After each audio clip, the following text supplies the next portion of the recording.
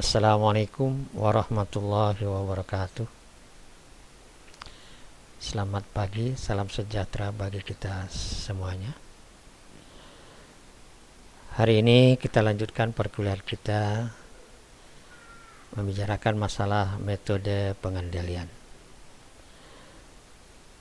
Kuliah yang lalu kita sudah membicarakan metode pengendalian kultur teknis, metode pengendalian fisik dan mekanis. Nah, sekarang pada hari ini kita akan coba bahas tentang pengendalian secara kimiawi.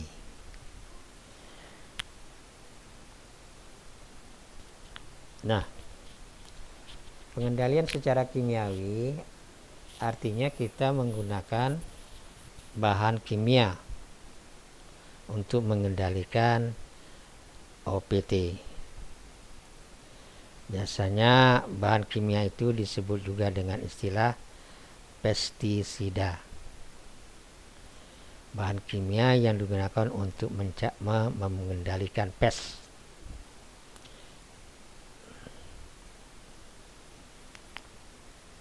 Keutamaan pestisida.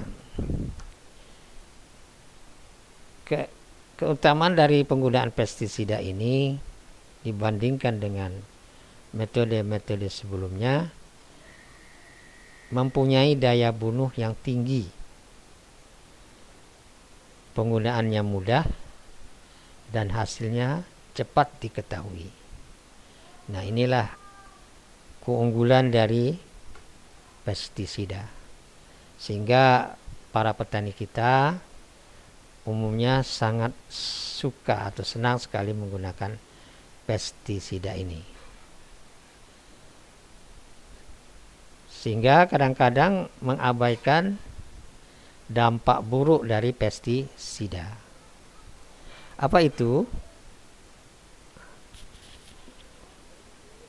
Dampak buruk pestisida ini sangat membahayakan manusia dan lingkungan. Ini yang paling utama.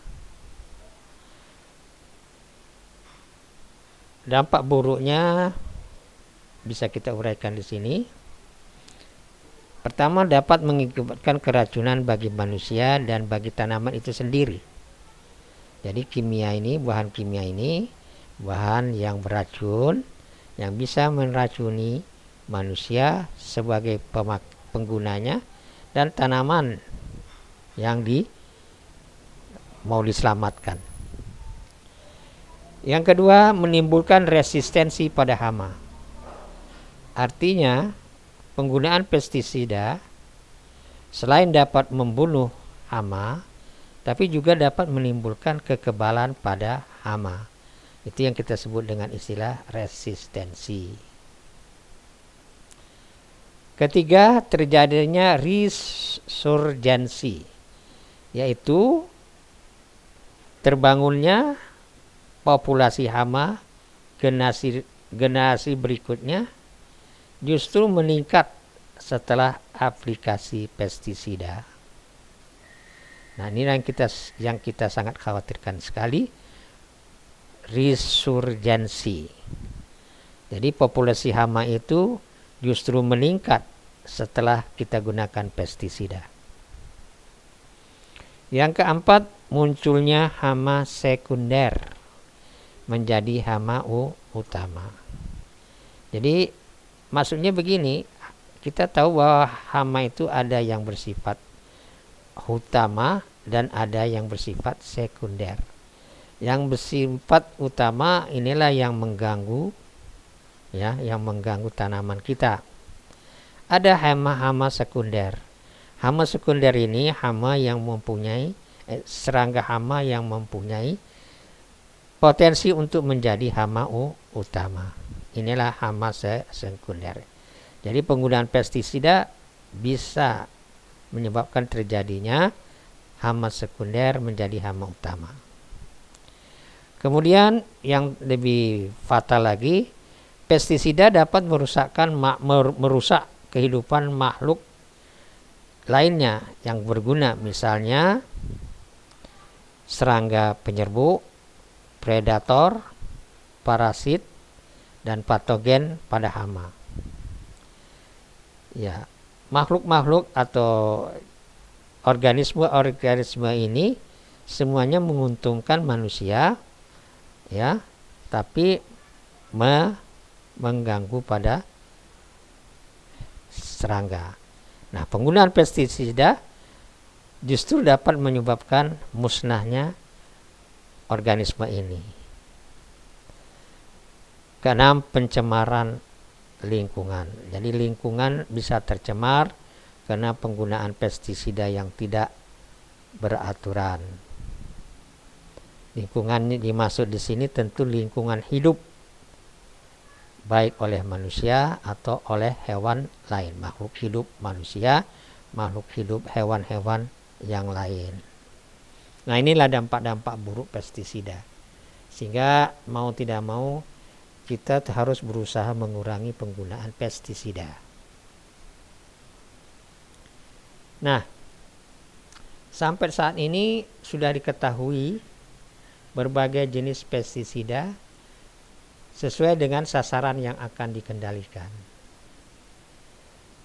Di sini saya sampaikan, saya tuliskan ada insektisida, ini racun untuk insek, fungisida ini untuk fungi atau jamur, bakterisida racun untuk bakteri, nematisida untuk nematod, akarisida untuk tungau, rodentisida untuk tikus, moluska sida untuk moluska, dan herbisida untuk rumput-rumputan.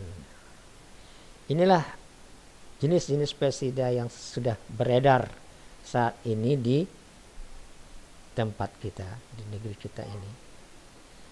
Nah, tergantung mana, tergantung apa yang menjadi sasaran.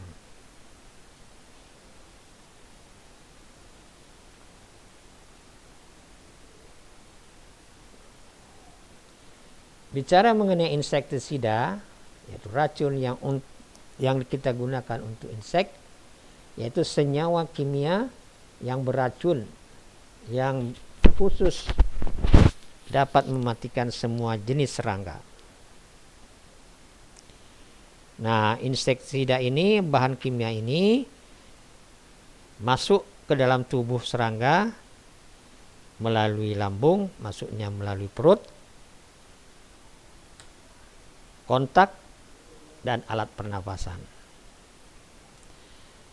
Nah, jadi berdasarkan cara masuknya ini, maka insektisida itu bisa kita bedakan atas insektisida racun perut, ya, yang meracuni lambung atau perut, masuk bersama bagian tanaman yang dimakan oleh serangga.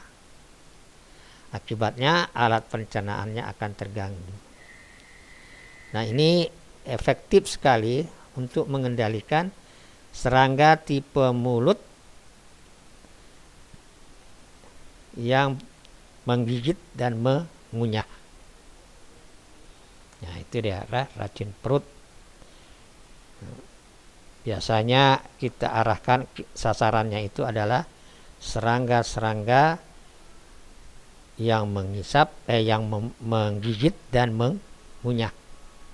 Contohnya belalang dan lain-lain. Kedua, insektisida kontak. Nah, kontak poison ini masuk ke dalam tubuh serangga melalui gesekan-gesekan atau kontak langsung dengan kulit atau bagian kutikulanya serangga, kulit. Jadi masuk melalui bagian tubuh yang kontak dengan racun. Yang ketiga yaitu insektisida yang masuk ke tubuh serangga melalui alat pernapasan. Ya, misalnya menghisap gas beracun atau yang disebut dengan istilah fumigan. Nah, ini kita sebut juga racun pernapasan. Jadi berdasarkan cara masuknya kita akan bedakan insektisida itu insektisida racun perut, insektisida